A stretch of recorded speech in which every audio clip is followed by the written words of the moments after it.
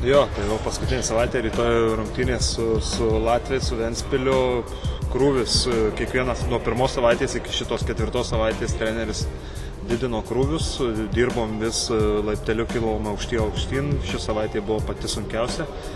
Rytoj laukia varžybos, tokios nuovargio fone, bet tame ir yra, kad dirbam tam, kad pasikraut bateriją sezonui ir rytos rungtynės, sakau, kiek jėgos leis, tiek žaisim.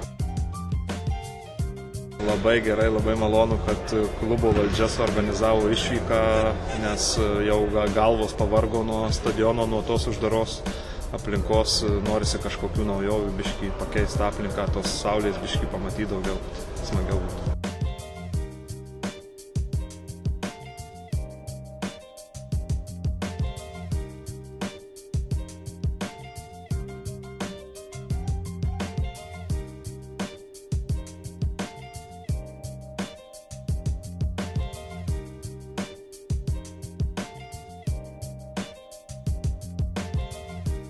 Tai jum atrodo, kad lengvai laimėjosi, bet mes tai sunkiai dirbom iš tikro. Geros rungtynės buvo, o rytoj nežinau, apie varžovų pajėgumą negaliu pasakyti. Neanalizuojam visiškai varžovių, žiūrim savęs ir nemanau, kad bus lengvesnės ar sunkesnės, panašaus lygio bus rungtynės.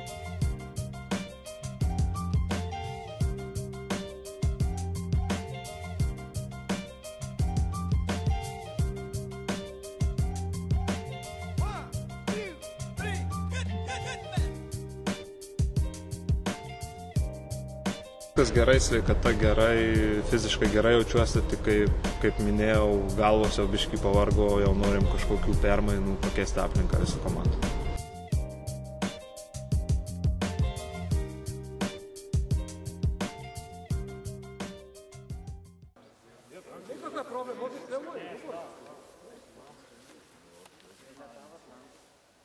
Mes už sūnų!